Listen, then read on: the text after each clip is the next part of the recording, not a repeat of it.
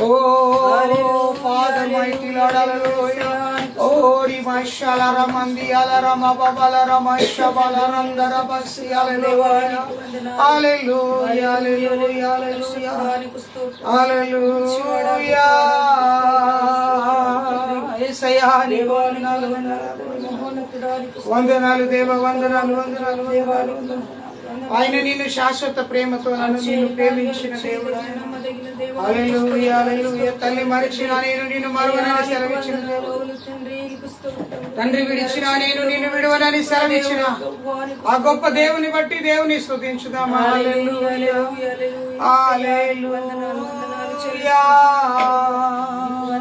హల్లెలూయా హల్లెలూయా హల్లెలూయా హల్లెలూయా హల్లెలూయా స్తోత్రం. హల్లెలూయా హల్లెలూయా హల్లెలూయా హల్లెలూయా. నీకు బహుదూరమైన నన్ను చేరదీసిన నా తండ్రివే,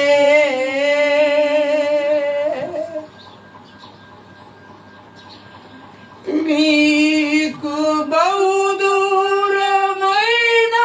నన్ను చేరదీసిన నా తండ్రివే, నిత్య సుఖ శాంతియే నాకు నీదు కౌగిలిలో, నిత్య సుఖ శాంతియే నాకు నీదు కౌగిలిలో, శాశ్వతమైనది నీవు నాయడ చూపిన కృపా, అనుక్షణం నన్ను కను పాపవలే, అనుక్షణం నన్ను కను పాపవలే కాచిన కృపా, అనుక్షణం నన్ను కను పాపవలే కాచిన కృపా. తల్లి తన బిడ్డలను మరచిన నేను మరువలేనంటివే, తల్లి తన బిడ్డలను మరచిన నేను మరువలేనంటివే, నీదు ముఖ కాంతియే నాకు ఆదరించేనులే, నీదు ముఖ కాంతియే నన్ను ఆదరించేనులే, శాశ్వతమైనది నీవు నాయడ చూపిన శాశ్వతమైనటువంటి ప్రేమ, అనుక్షణం నన్ను కను పాపవలే, అనుక్షణం కను పాపవలే కాచిన కృపా, అనుక్షణం నన్ను కను పాపవలే కాచిన కృపా. తండ్రి తండ్రి తన బిడ్డను మరిచినను మరువని దేవుడు, నీ యొక్క యేసయ్యానికి స్తోత్రం. కాచి యేసయ్యానికి వందనాలు. మరువని దేవుడు అయ్యా, విడువని దేవుడు అయ్యా, విడవని దేవుడు అయ్యా, ఆదరించే దేవుడు ఎండ కుప్పల మీద పడి ఉండగా నన్ను లేపిన నా దేవా నీకు స్తోత్రాలు తండ్రి.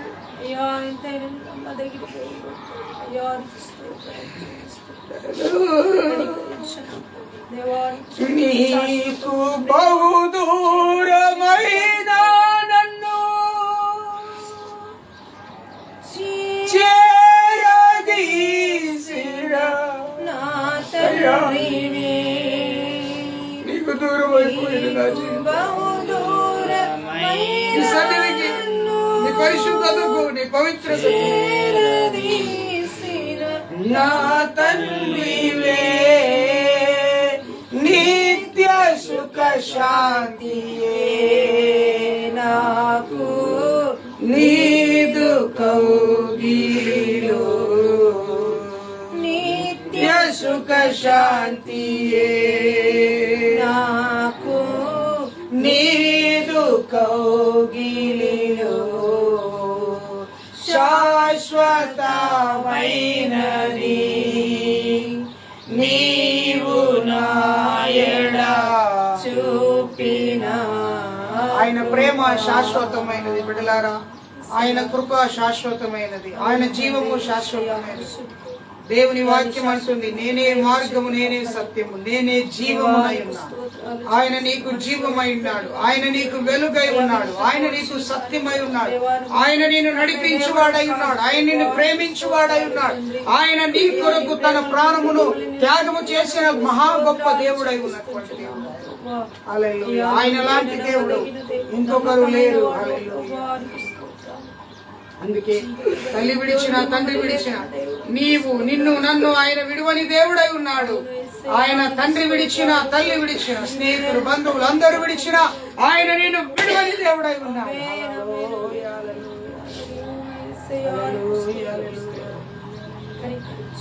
చేతులెత్తి పాడాలి.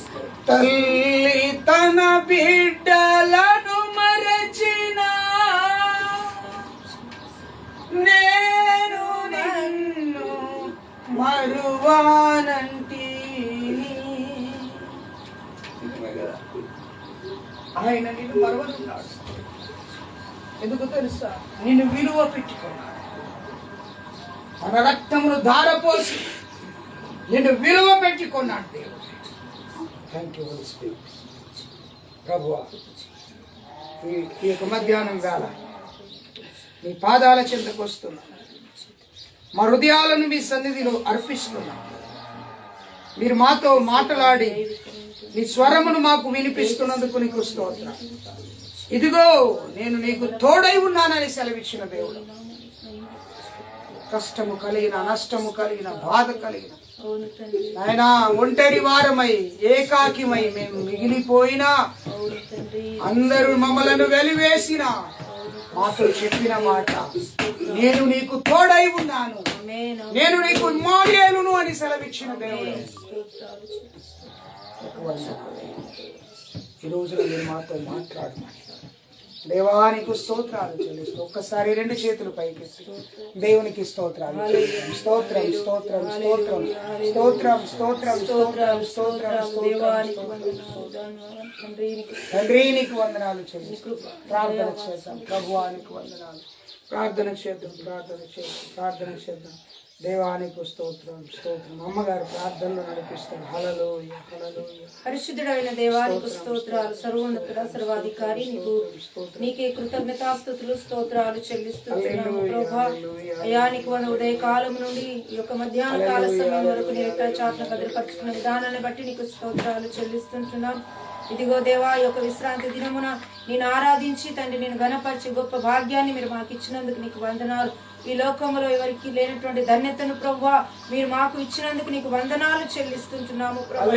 చూడలేక ఎందరో భూగర్భ బంధు దాచబడి ఉంటున్నారు ప్రభువా.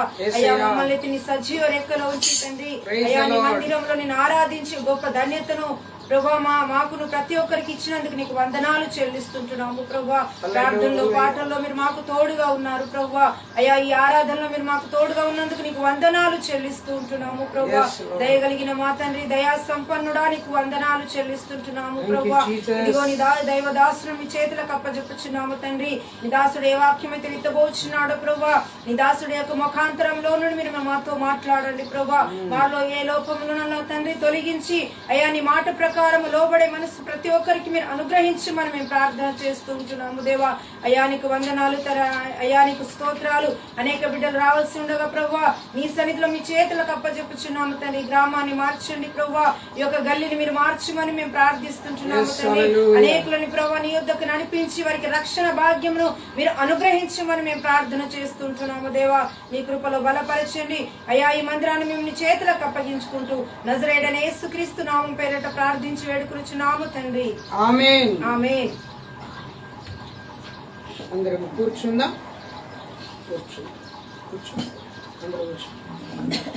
దేవుని పరిశుద్ధ నామానికి మహిమ ఘనత ప్రభావములు కలుగును గాక. రెండు చేతులు ఎత్తి దేవునికి స్తోత్రం చెప్తాం అందరం. హల్లెలూయా, హల్లెలూయా. దేవుని యొక్క పరిశుద్ధ నామానికి మహిమ ఘనత ప్రభావములు కలుగును గాక. ఆమేన్. దేవునికి స్తోత్రం. కూడి వచ్చిన మీ అందరికీ మన ప్రభువును రక్షకుడైన యేసుక్రీస్తు నామమున మీ అందరికీ వందనాలు, అందరికీ వందనాలు. దేవునికి స్తోత్రం. దేవుడు మనకిచ్చిన ఈ భాగ్యం ఎంతో గొప్పది. ఆమేన్. హల్లెలూయా. దేవుని వాక్యమును కొన్ని నిమిషాలు మరి ధ్యానం చేద్దాము. మరి దేవుని యొక్క వాక్యం కొన్ని మాటలను ఈ రోజున కొన్ని మాటలను మనము ధ్యానం చేద్దాం. పరిశుద్ధ గ్రంథము నుండి దేవుని వాక్యాన్ని తీసుకుందాం. యోహాను రాసినటువంటి సువార్త. దయచేసి అందరూ కూడా బైబిల్ తెరవాలి. అందరూ బైబిల్ తెరవాలి. యోహాను రాసిన సువార్త 19వ అధ్యాయం 39వ వచనాన్ని మనం చదువుదాం. యోహాను రాసిన సువార్త 19వ అధ్యాయము 39వ వచనాన్ని మనం చదువుదాం.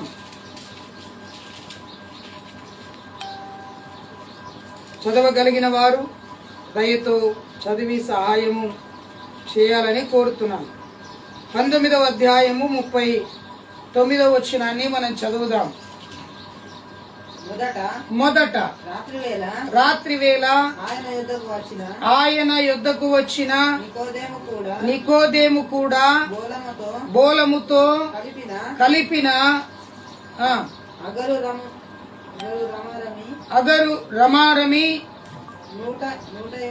150 సేర్ల ఎత్తు తెచ్చెను.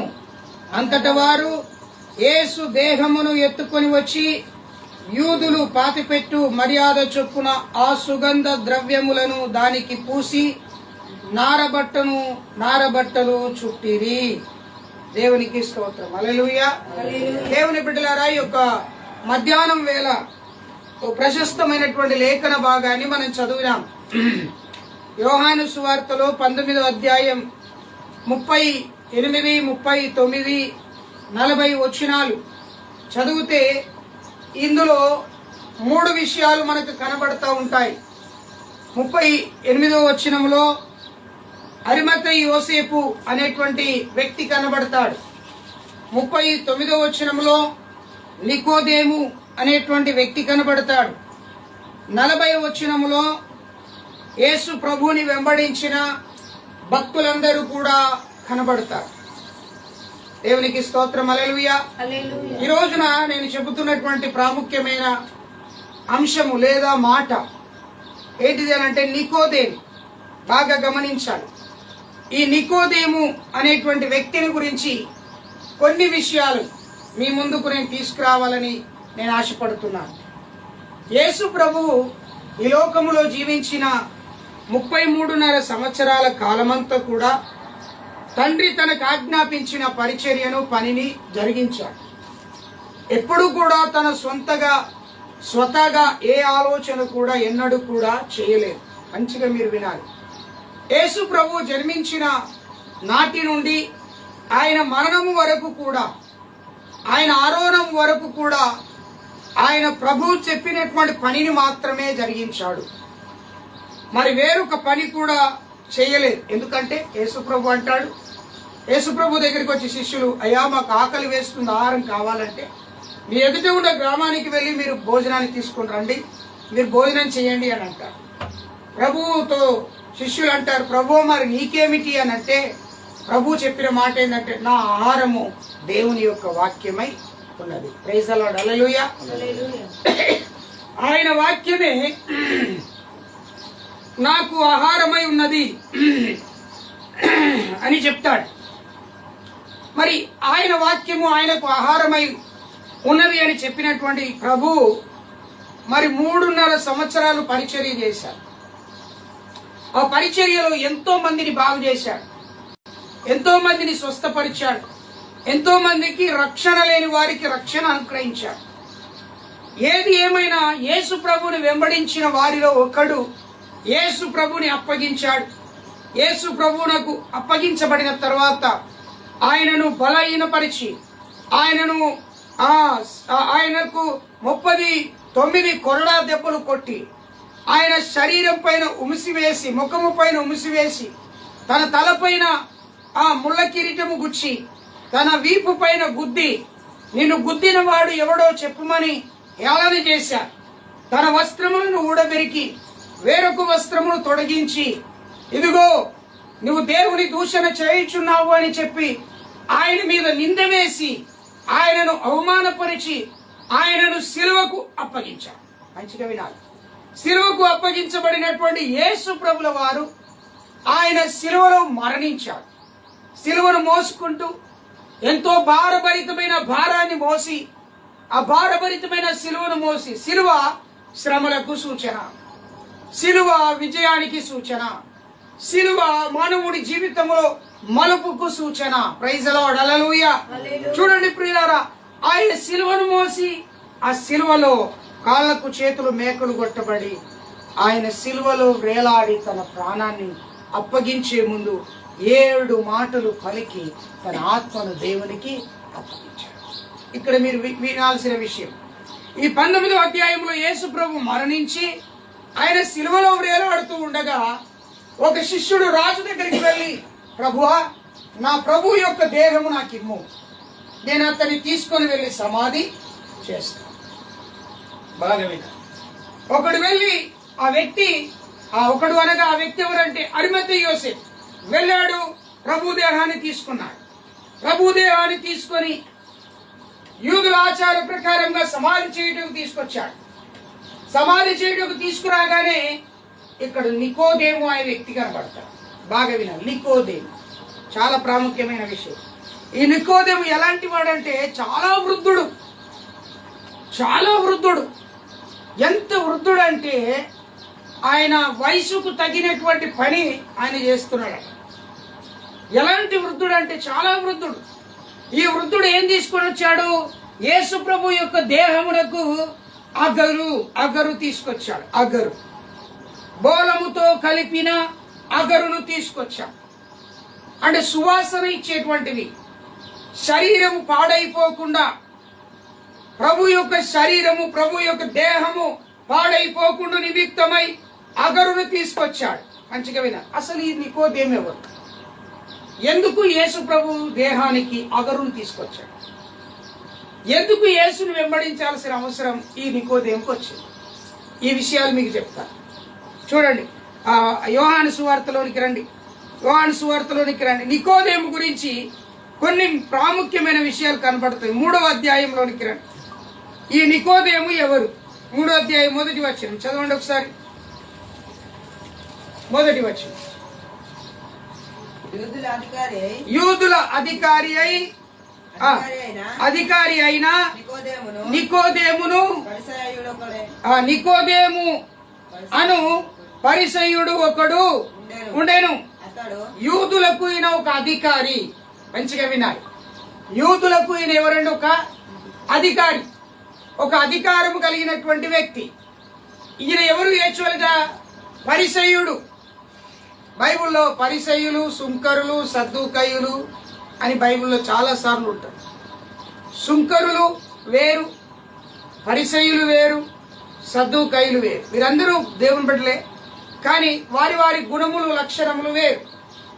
ఇందులో సుంకరులు దేవునిని పూజించటానికి అర్హులు కారు అని దూరముగా ప్రజలకు దూరంగా ఉండేటువంటి వ్యక్తులు.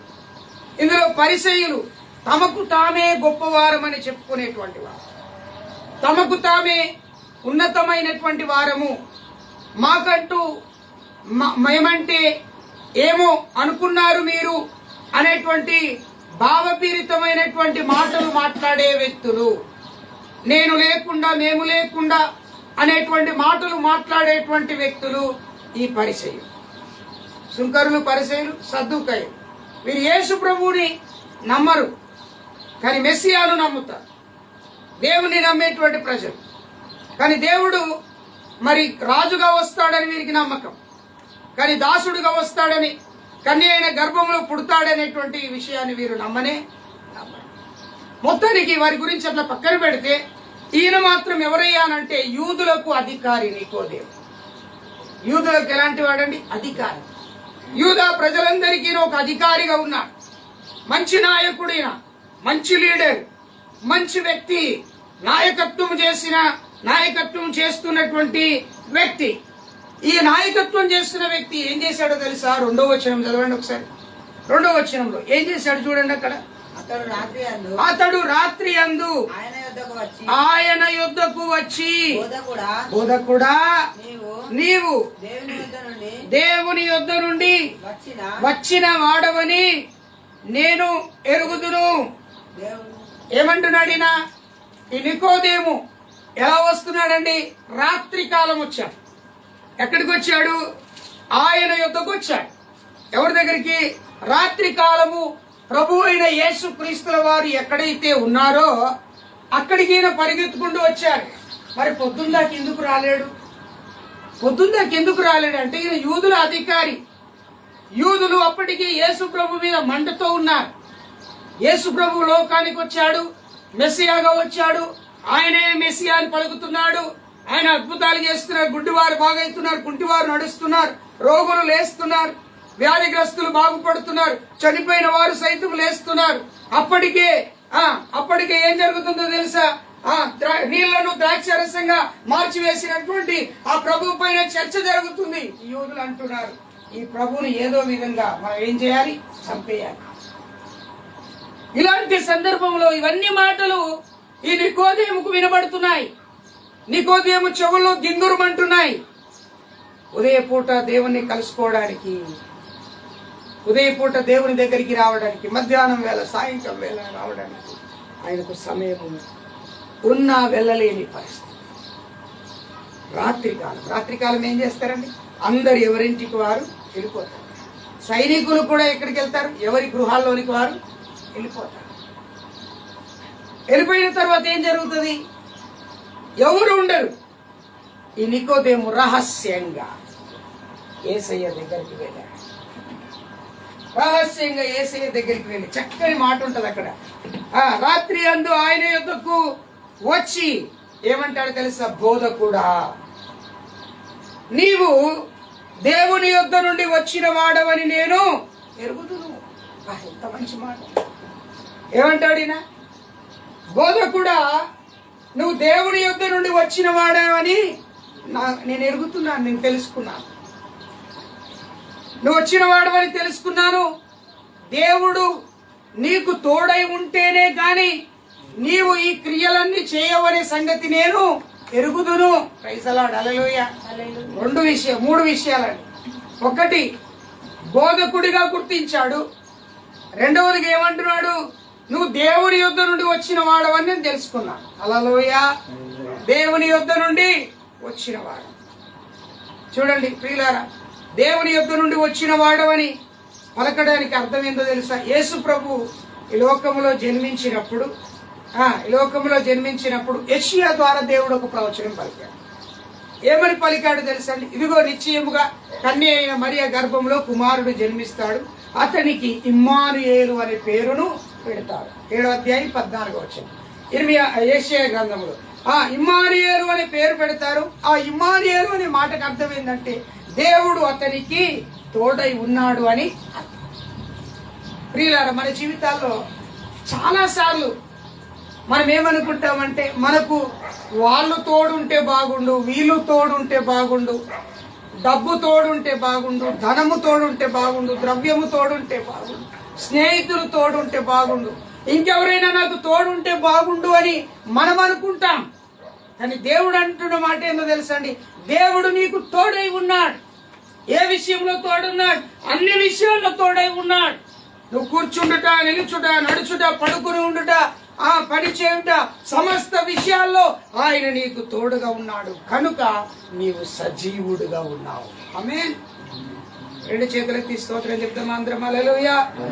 ఆయన నీకు తోడై ఉన్నాడు కనుక నీవు సజీవుడుగా ఉన్నావు.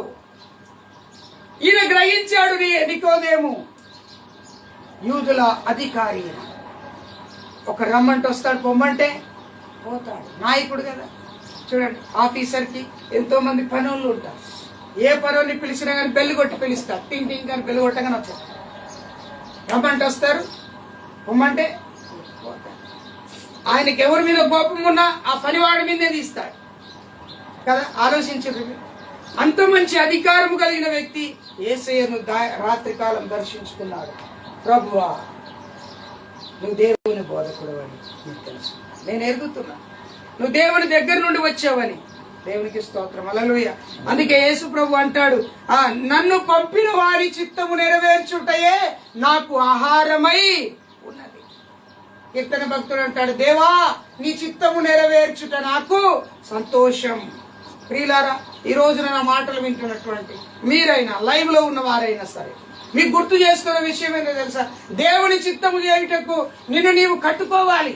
దేవుని చిత్తానికి లోపడడానికి నీ మనసును, నీ హృదయం నుండి శరీరమును నిక్కడుపరుచుకోవాలి. దేవుని యొక్క సన్నిధిలో నిన్ను నీవు సంపూర్ణంగా అప్పగించుకున్నప్పుడు దేవుడి యొక్క తోడు నీకు ఉంటుంది. దేవుడి యొక్క తోడు నీకు ఉంటుంది. దేవుడి యొక్క తోడు ఉన్నది కనుక ఆయన చిత్తము నీవు నెరవేరుస్తావు.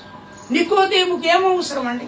డబ్బు ఉంది, ధనం ఉంది, పనివారు ఉన్నారు, దాసులు ఉన్నారు, అందరూ ఉన్నారు, కుటుంబం ఉంది, పిల్లలు ఉన్నారు, వృద్ధుడైపోయాడు. చక్కగా శుభ్రంగా ఇంట్లో కూర్చొని దేవుడా అని ధ్యానం చేసుకోవలసినటువంటి ఆ వ్యక్తి దేవుని దగ్గరికి వచ్చిన బోధకుడు. నువ్వు పరలోకం నుండి వచ్చినవాడు, నువ్వు దేవుని యొద్ద నుండి వచ్చినవాడు. దేవుడు నీకు తోడై ఉన్నాడు కనుక ఈ కార్యాలన్నీ నువ్వు చేస్తావు. ఈరోజు నా ప్రశ్న, నన్ను అడగనివ్వండి ప్రియులారా, నన్ను అడగనివ్వండి. నేను ఒక ప్రశ్న అడిగని, ఏంటిదో తెలుసా? దేవుడు నిన్ను సృజించాడని నువ్వు నమ్ముచున్నావా? ఒకవేళ దేవుడు నిన్ను సృజించిన వాడని నువ్వు నమ్మినట్లయితే ఆయన నీకు తోడుగా ఉన్నాడనే సంగతిని నువ్వు మర్చిపోవాలి. దేవుడు నీకు తోడే ఉన్నాడు కనుక సమస్త కార్యములను ఆయన నీకు జరిగిస్తాడు. హల్లెలూయా. సమయాన్ని బట్టి దేవుడు జరిగిస్తాడు. సమయాన్ని బట్టి దేవుడు జరిగిస్తాడు. సమయాన్ని బట్టి దేవుడు నెరవేరుస్తాడు. మనం అనుకుంటాం ఈ సమయంలో ఇది జరిగితే బాగుడు. కాదు, దేవుని సమయం నీ ముందుకు వచ్చినప్పుడు అది జరుగుతుంది. నికోదేము 3వ అధ్యాయంలో కనబడతాడు, మరలా 19వ అధ్యాయంలో కనబడతాడు, మధ్యలో ఎక్కడ కూడా కనబడడు. 7వ అధ్యాయంలో కూడా ఒకసారి కనబడతాడు, కానీ మధ్యలో ఎక్కడ కూడా కనబడడు. ఎందుకు కనబడడు? ఆయన రహస్యంగా దేవుణ్ణి ఆరాధిస్తున్నాడు, రహస్యంగా దేవుణ్ణి పూజిస్తున్నవాడు, రహస్యంగా దేవునికి మహిమ చేస్తున్నటువంటి వాడు. ఆయన అంటాడు, ఇదిగో నువ్వు పరలోకం నుండి వచ్చిన వాడు అని నాకు తెలిసింది, నేను ఎరుగుతున్నాను, దేవునికి తోడై ఉన్నాడు గనుక అవన్నీ కార్యాలన్నీ కూడా నువ్వు చేస్తున్నావు. Praise the Lord. హల్లెలూయా. ఇంకా మీరు చూడండి, అక్కడ దేవునికి స్తోత్రాలు కలుగును గాక. ఆ యొక్క వచనాన్ని 3వ అధ్యాయంలో మరొక వచనం అక్కడ రాయబడి ఉంటది. చూడండి, 4వ వచనం. దేవునికి స్తోత్రం. యేసు ప్రభు అతనికి కొన్ని ప్రశ్నలు అడుగుతున్నాడు. ఒక ప్రశ్న అడుగుతున్నాడు. ఇచ్చేయండి బాబు. ఒక ప్రశ్న అడుగుతున్నాడు. ఏమని అడుగుతున్నాడు? చదవండి ఒకసారి 3వ వచనం. అందుకు యేసు అతనితో ఏమంటున్నాడు? ఒకడు క్రొత్తగా జన్మించితేనే గాని అతడు దేవుని రాజ్యములో దేవుని రాజ్యమును చూడలేడని నీతో చెప్పుచున్నాను. చూడండి, ఈ నికోదేము, ఈ పరిసయుడైనటువంటి నికోదేము, యూదులకు అధికారి అయినటువంటి నికోదేము దేని కొరకు ఎదురు చూస్తున్నాడో తెలుసండి? దేని కొరకు ఎదురు చూస్తున్నాడు? ఈయన పరలోక రాజ్యములో నివసించుట కొరకు ఈయన ఎదురు చూస్తున్నాడు. ఈయనకున్న అభిప్రాయం ఏంటో తెలుసా? ఏది ఏమైనా సరే మేము పరలోకం చెప్తాం, ఏది ఏమైనా సరే మేము పరలోక రాజ్యంలో నివాసం ఉంటాం. వీరి యొక్క ఆలోచన. యేసయ్య దాన్ని గుర్తించాడు. ఆయనతో అంటున్నాడు, ఇదిగో నికోదేము, నా మాట శ్రద్ధగా విను. ఏంటిది ప్రభువా? ఒకడు క్రొత్తగా జన్మిస్తేనే గాని అతడు దేవుని రాజ్యములో ప్రవేశించాడు. హల్లెలూయా. యేసయ్య చెప్పాడు. ఏమని చెప్పాడు తెలుసా? మారు మనసుకు తగిన ఫలము మీరు ఫలించుడి. మీరు మారు మనసు పొందితే ఇంకేమంటాడు తెలుసా?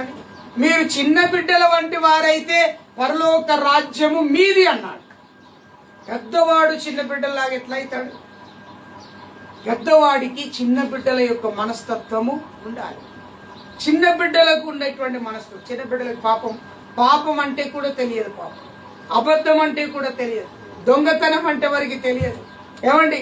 అసూయ అంటే తెలియదు. క్రోధం, బాధ, కోపం అంటే కూడా వారికి తెలియదు. ఇవన్నీ ఎవరు నేర్పిస్తారు? తల్లిదండ్రులే.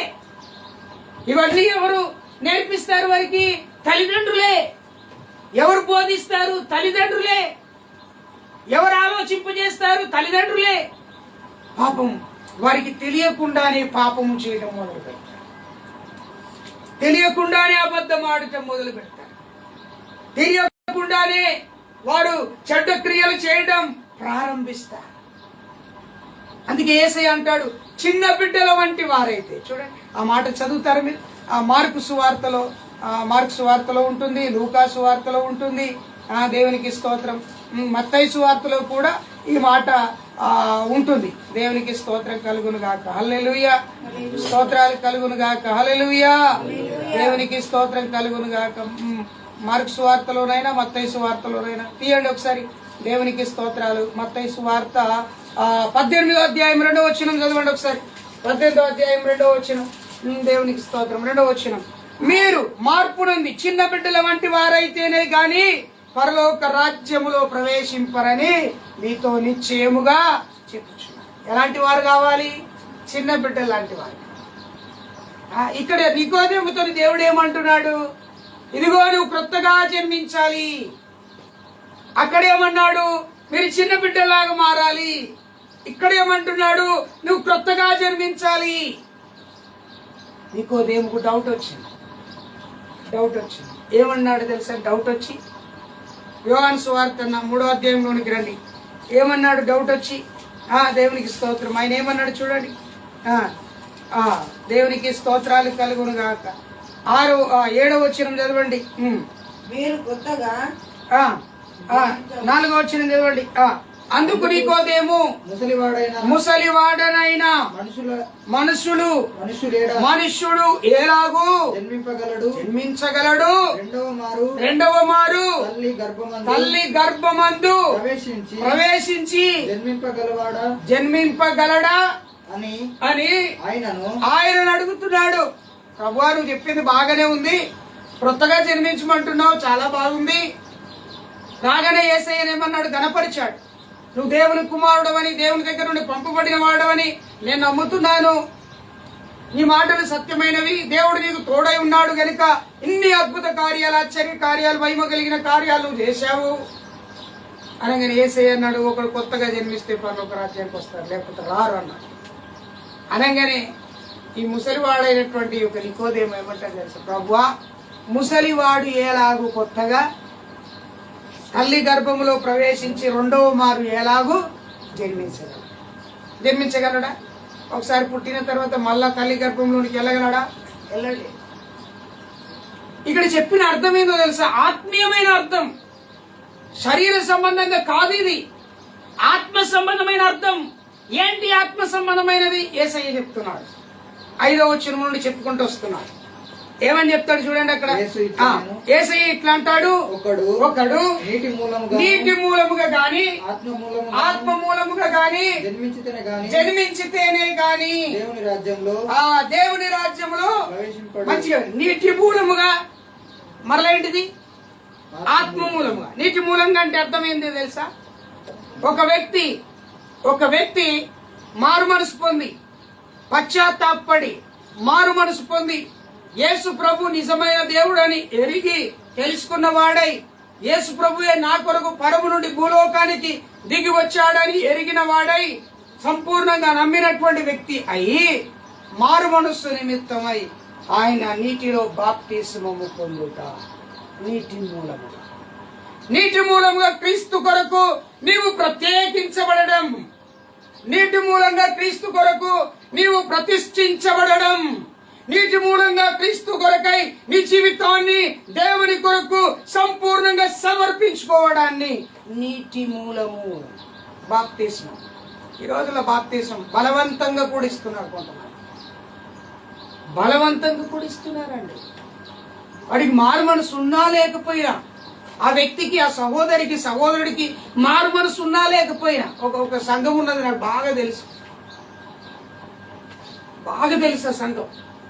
ఏం చేస్తారంటే కొత్తగా ఎవరన్నా ఆ దేవుని సేవకుడు వచ్చిర్రు అనుకోండి, బాప్తిసం ఇచ్చిన వాళ్ళందరికీ మళ్ళా బాప్తిసం ఇస్తారు. మరలా బాప్తిసం ఇస్తారు. ఎందుకంటే మేము ఇంతమందికి బాప్తిసం ఇచ్చామని తెలుసు చెప్పడానికి, ప్రజలకు కనపరచడం. అది కాదు. ఒక వ్యక్తి నిజాయితీగా తనను తాను అర్థం చేసుకొని తన పాపాన్ని ఒప్పుకొని తన జీవితాన్ని దేవునికి సంపూర్ణంగా సజీవయాగంగా సమర్పించుకొని ఇక ప్రభువు నా కొరకు మరణించి తిరిగి లేచాడు అని ఎరిగిన వాడై యేసు ప్రభువైన దేవుడని నిజమైన రక్షకుడని తెలుసుకున్నటువంటి వ్యక్తి నీటి మూలముగా దైవజనుడి చేత నీటి మూలముగా బాప్తిస్మము. నీటి మూలం. రెండవది ఏంటిదంటాడు? ఆత్మ మూలంగా కూడా బాప్తిస్మం ఉన్నది. ఆత్మ మూలంగా అంటే అర్థం ఏంటో తెలుసా? ఆత్మ చేత అభిషేకించబడదు. హల్లెలూయా.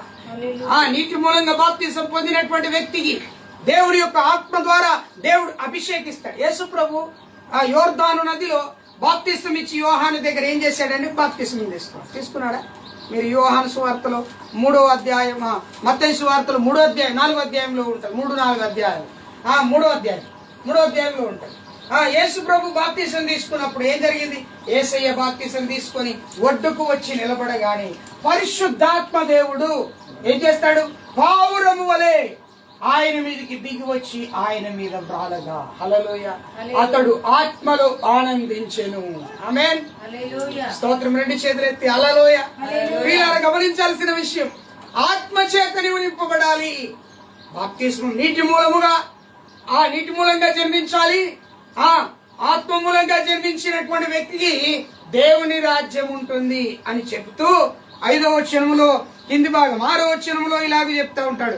శరీర మూలముగా జన్మించినది శరీర మూలంగా జన్మించింది శరీరము, ఆత్మ మూలంగా జన్మించింది ఆత్మ అయి ఉన్నది. మీరు మంచిగా వినాలి. అయ్యో నేను తల్లి గర్భం నుండి పుట్టాను, నేను శరీర సంబంధిని కదా. ఎస్, నువ్వు శరీర సంబంధివి, నేను కూడా శరీర సంబంధి. మరి ఆత్మ సంబంధి ఎవరు? శరీర సంబంధం కలిగిన వాడు ఆత్మ సంబంధంగా ఎలా జీవించగలడు? రోమా పత్రికలో ఇలా రాయబడి ఉంటుంది. ఏమని తెలుసండి? శరీర సంబంధముగా జన్మించినటువంటి వ్యక్తి ఆత్మ మూలంగా జీవించాలంటే శరీర క్రియలను ఏం చేయాలి? చంపేయాలి. శరీర కార్యాలను ఏం చేయాలి? చంపేయాలి. శరీర ఉద్దేశాలను ఏం చేయాలి? చంపేయాలి. యోహాను పత్రికలో 1వ పత్రికలో ఇలా చెప్తాడు, శరీర క్రియలు అనగా ఆ శరీర ఆశ, నేత్రాశ, జీవపుడంబం, ఇవి మనుష్యుని ఏం చేస్తున్నాయి? అపవిత్రపరుస్తున్నాయి. మార్క్స్ వార్త 7వ అధ్యాయం 22వ వచనం, 21వ వచనం, 23వ వచనం చదివితే లోపల నుండి వచ్చినటువంటివన్నీ కూడా మనుష్యుని హృదయం లోపల నుండి వచ్చిన ప్రతిదీ కూడా మనుష్యుని అపవిత్రపరుస్తుంది. అంటే శరీర సంబంధమైనటువంటి వాటిలోనికి మనుష్యుని తీసుకెళ్తుంది. దాని ద్వారా ఆత్మలో జీవించలేకపోతుంది, దాని ద్వారా ఆత్మలో నడిపించబడలేకపోతుంది. నీకోదేముతో చెప్తున్నాడు, బిడ్డ నువ్వు తల్లి గర్భంలోనికి ముసలివాడైనావు, నువ్వు లోపలికి వెళ్ళి తిరిగి రావడం కాదు నాయనా. నీటి మూలంగా జన్మించాలి, ఆత్మ మూలంగా జన్మించాలి. అంతేకాదు నువ్వు శరీరమందు జన్మించిన వాడు శరీరం ధరించుకొని ఉంటాడు, అయితే ఆత్మయందు జన్మించిన వాడు ఆత్మతో ఉంటాడు. ఆమేన్. హల్లెలూయా. చూడండి, ఆత్మయందు జన్మించిన వాడి హృదయంలో ఆత్మ ఉంటుంది. శరీర క్రియలను నువ్వేం చేయాలి తెలుసా? నశింపజేసుకోవాలి. శరీరంలో ఎన్నో క్రియలు పుడతాయి. బైబిల్ ఏమంటుందో తెలుసా అండి? శరీర ఆశ, నేత్రాశ, జీవపు డంబం అనేటువంటి మన శరీరంలోనికి ఆశ ద్వారా బయలుదేరుతాడు. ఆశ ఇది 2 అక్షరాల పదమే కానీ చాలా డేంజర్ అండి, చాలా డేంజర్. ఈ 2 అక్షరాల పదం 3 అక్షరాలుగా మారుతుంది. ఎట్లా తెలుసా? ఆశ దురాశగా మారుతుంది. ఏమండి, ఆశ ఎలా మారుతుంది? దురాశగా మారుతుంది. దురాశ 4 అక్షరాలు అవుతుంది. దురాశ 4 అక్షరాలు ఏమవుతుంది తెలుసా? 4 అక్షరాలై అది మరణాన్ని కలుగుతుంది. ఆశ, దురాశ, మరణం. ఆశ, దురాశ, మరణం. మనకు ఆశ ఉండాలి కానీ దురాశ ఉండకూడదు. దురాశ ఒకవేళ వస్తే మరణంలోనికి వెళ్తాం. మరణానికి సో మధ్యలో నీకు దేవుడు సమయం ఇస్తాడు. మారు మనసు పొందాలని, పశ్చాత్తాపడాలని, తిరిగి రావాలని, సో ఎన్నో విషయాలు దేవుడు నీకు సమయం ఇస్తాడు. ఒకవేళ ఈ సమయంలో నువ్వు తిరిగి రాకుంటే నెక్స్ట్ స్టేజ్లోనికి వెళ్తావు. ఈ రోజులో చాలా మంది తిరిగి వస్తున్నారు. ఎందుకో తెలుసా? పశ్చాత్తాపం. తిరిగి వస్తున్నారు. నిజమే, నికోదేముకు అర్థం కాలేదు. తల్లి గర్భంలోనికి వెళ్ళమంటాడు ఏంది ఈయన? యేసు ప్రభు దేవుని దగ్గర నుండి వచ్చాడు, దేవుడు తోడున్నాడు అని అంటే ఈయనేది విచిత్రంగా చెప్తున్నాడు. ఈయనకు మతిపోయిందేమని అనుకున్నాడు యేసు గురించి. ఎవరు? నికోదేము అనుకున్నాడు. నికోదేముకు వివరంగా చెప్తున్నాడు. నాయనా, శరీరం అంటే ఇది, ఆత్మ అంటే ఇది, నీటిలో జన్మించడం అంటే ఇది, ఆత్మలో జన్మించడం అంటే ఇది అని చెబుతూ వచ్చేసరికంటే ఈ విషయాలన్నీ కూడా ఆయనకు ఆశ్చర్యం కలిగించినాయి నికోదేము. అందుకే 9వ వచనంలో ఏమంటాడు తెలుసా అండి? ఈ విషయాలన్నీ విన్న తర్వాత ఇది నిజంగా సాధ్యమవుతుందా, ఇది నిజంగా సాధ్యమవుతుందా అని అన్నాడు. అప్పుడు యేసయ్య ఆయన గురించి చెప్పాడు. చూడండి 10వ వచనం. యేసు ఇట్లా అన్నాడు, నీవు ఇశ్రాయేలీయులకు బోధకుడవై ఉండి వీటిని ఎరుగవా. ఇప్పుడు చూడండి, అప్పటి వరకు వృద్ధాప్యం వరకు కనులు మూసుకొని ఉన్నాడు ఆయన. ఆయనకేం తెలుసా? యేసు ప్రభు అద్భుతాలు చేస్తాడు, ఆశ్చర్యకార్యాలు మాత్రమే చేస్తాడని తెలుసు. కానీ నిజమైనటువంటి విలువైనటువంటి జీవితం ఆయనకు తెలియలేదు. చెప్పలేరు, ఎవరు గుర్తించలేకపోయాడు నికోదేము. యేసయ్య గుర్తు చేస్తున్నాడు, ఇదిగో నికోదేము, నువ్వు ఇశ్రాయేలీయులకు బోధకుడవై ఉన్నావు కదా. అంటే యూదులందరికీ నీవు నాయకుడు, అధికారిగా ఉన్నావు. ఇశ్రాయేలు ప్రజలందరూ కూడా నీ చేతి కిందనే ఉన్నారు. వారికి నువ్వు బోధిస్తున్నావు కదా, నీకు తెలియదా? దిమ్మ తిరిగిపోయింది ఆయన. ఏమైంది? దిమ్మ తిరిగిపోయింది ఆయన. దిమ్మ తిరిగిపోయింది వెరగవా అనగానే ఆశ్చర్యపోయింది. అప్పుడు యేసయ్య అంటున్నాడు, మేము ఎరిగిన సంగతులను గురించి మేము నీకు సాక్ష్యం చెప్తున్నాం, నువ్వు విను. నికోదేము యొక్క మనసు టర్న్ అయిపోయాడు. దేవుని వైపు తిరిగిపోయాడు ఆయన. నిజమే, నేను కూడా కొత్తగా జన్మించాలి, నేను కూడా విశ్వసించాలి, నేను కూడా ప్రభు వైపు నా మనస్సును ఉంచుకోవాలి, నా మనస్సును త్రిప్పుకోవాలి అని తన హృదయాన్ని దేవుని వైపు త్రిప్పేసుకున్నాడు. ఎంత వండర్ అండి. మన చర్చికి ఎవరైనా ఆఫీసర్ వచ్చిందనుకో, మనం ఏం చేస్తాం? బలిపీఠం మీద నుండి దిగి ఆయన దగ్గర పోయి కూర్చుంటాం. అధికారిని ఏం చేస్తాం? గౌరవిస్తాం ఆఫీసర్. కానీ యేసయ్య గౌరవించటం కాదు, ఆయన బాధ్యతను గుర్తు చేస్తున్నాడు. ఇన్ని రోజులు నువ్వు ఎందుకు నువ్వు ఆ మాటలను గ్రహించలేకపోయావు? గుర్తు చేస్తున్నాడు.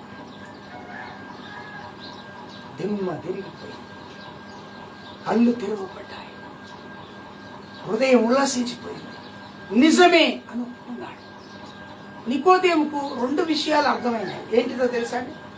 ఒకటి, నేను వృద్ధుడినే కానీ క్రీస్తులోని జన్మించాలి. 2, పరలోక రాజ్యం కోసం ఎదురు చూస్తున్నాను, కానీ పరలోక రాజ్యము నేను పొందుకోవాలంటే ఆయన వైపు నేను తిరిగి ఆయనతో నడవాలి అని సంగతి గుర్తు తెచ్చుకోవాలి.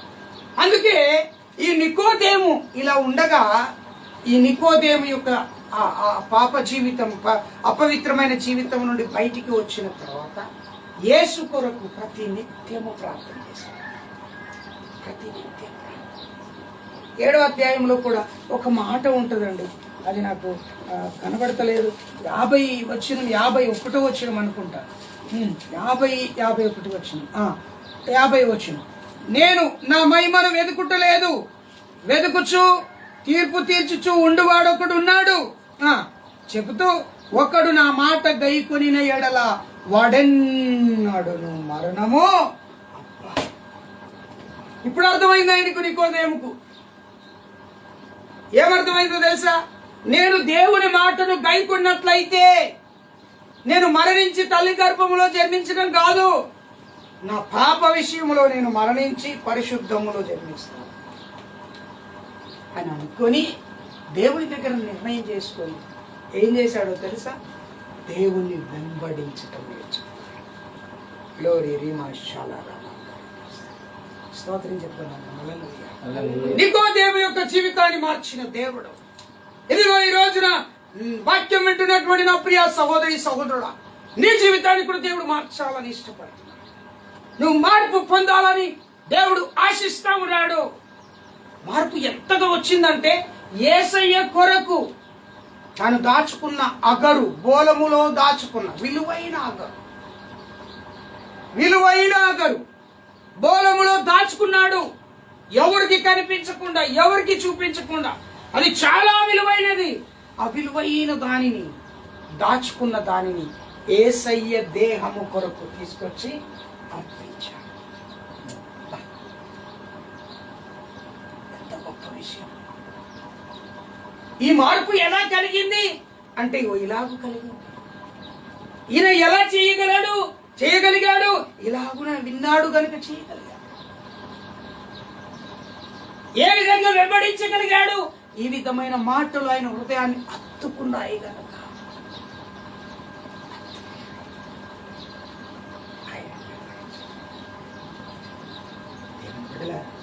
ఈ మధ్యాహ్నం వేళ నికోదేము జీవితంలో చేసిన కార్యం నీ జీవితంలో కూడా చేయబోతున్నాడు. God is doing good miracles. అద్భుతమైనటువంటి, ఆశ్చర్యమైనటువంటి సంగతులను నీ హృదయంలో దేవుడు చేయబోతున్నాడు. నువ్వు పడిపోయిన చోటునే దేవుడు లేకపోతున్నాడు. నువ్వు కూలిన చోటునే దేవుడు నిలబెట్టబోతున్నాడు. హల్లెలూయా, హల్లెలూయా. నువ్వు హేళన చేయబడిన చోటనే నిన్ను గణపరచబోతున్నాడు. నిన్ను ఆశ్రయించుకున్న స్థలంలోనే దేవుడు ఉన్నతమైన స్థితిలో నిన్ను ఉంచబోతున్నాడు. లైవ్ లో వింటున్నా నీకోసమే దేవుడు మాట్లాడుతున్నాడు. నీకోసమే దేవుడు. తిరుగు దేవుని వైపు. దేవుని వైపు. You can turn to the God. Hallelujah. నువ్వు దేవుని వైపు తిరిగినట్లయితే సమస్తము నీకు ఆయన చేస్తాడు. ఆయన చెప్పిందే నువ్వు చేయి. ఆయన నడుమన్నట్టే నడుము. ఆయన కూర్చోమన్నట్టే కూర్చో. ఆయన పరిగెత్తమన్నట్టే పరిగెత్తు. ఆయన ప్రార్థించమన్నట్టే ప్రార్థించు. ఆయన నీకు బోధించిన నీ బోధకునికి, నీ బోధకుడు బోధించిన బోధకుడు లోబడిన వాడవై నువ్వు నడుచు. నువ్వు అభివృద్ధి చేస్తాడు. అలాంటి కృప మనందరికి ఇచ్చును కాక. ఆమె తల వంచుదాం, ప్రార్థన చేద్దాం. పరిశుద్ధుడైన మా తండ్రి, నీకు స్తోత్రం. అందరూ కూడా లేచి నిలబడదామా? లేచి నిలబడి దేవునికి హృదయార్పణ చేద్దామా? హృదయార్పణ చేద్దామా? ప్రభువా, నీకు వందనాలు చెల్లిస్తున్నాం. హృదయార్పణ. ఓ తండ్రి, నీకు వందనాలు, స్తోత్రాలు చెల్లిస్తున్నాం. మహోన్నతుడైన మా దేవ, నీ నామమునకు స్తుతి చెల్లిస్తున్నాం. నీ నామమునకు స్తుతి చెల్లిస్తున్నాం, నీ నామమునకు మహిమ చెల్లిస్తున్నాం. నోరు తెరిచి హృదయం తెరిచి ప్రభు సన్నిధిలో ప్రార్థిద్దామా. నువ్వు ఎక్కడ కూర్చున్నావు, ఎక్కడ నిలబడ్డావు నా ప్రియ సహోదరుడా, ప్రభు దగ్గర ప్రభు సన్నిధిలో ప్రభు నీతో నాతో మాట్లాడుతున్నటువంటి మాట. నికోదేము యొక్క హృదయము దేవుని వైపు తిప్పినట్లుగా నీ హృదయాన్ని దేవుడు తిప్పాలని ఆశపడుతున్నాడు. నికోదేము ఒక నామకార్థ క్రైస్తవుడుగా, నామకార్థ భక్తుడుగా ఉన్నటువంటి అతన్ని మార్చిన దేవుడు నిన్ను కూడా మారుస్తాడు. దేవానికి స్తోత్రాలు చెల్లిస్తున్నాను.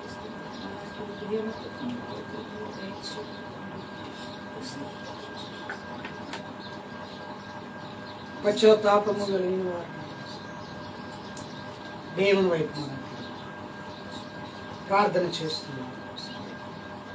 పరిశుద్ధుడవైన మా తండ్రి, కృప కలిగిన మా యేసయ్య, నీ సన్నిధానమున మేమందరం కలిసి ప్రార్థిస్తున్నాం. ఇంతవరకు నువ్వు మమ్మల్ని నడిపించావు.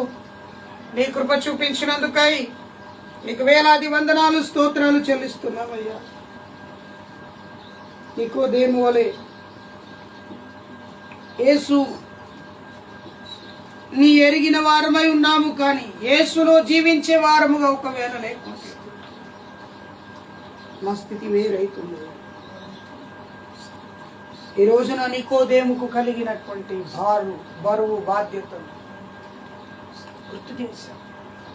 నీవు ఇశ్రాయేలీయులకు బోధించువాడవై ఉండి ఎరుగవా, ఇది పాపమని ఎరుగవా, ఇది శాపమని ఎరుగవా. నిజమే కదా, కొన్నిసార్లు ఎరుగక చేసిన తప్పు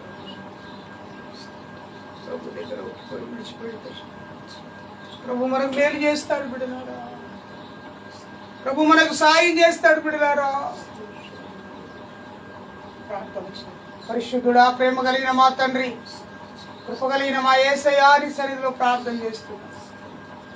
నా జీవితాన్ని నీకు అర్పిస్తున్నాను, నా బ్రతుకును నీకు అర్పిస్తున్నాను. నీ మహిమ కొరకు నేను జీవిస్తా. నా మహిమ కొరకు మీరు వెతకరా. నిజమే ప్రభు, నువ్వు సృజించినావు నీ మహిమ కొరకు నన్ను.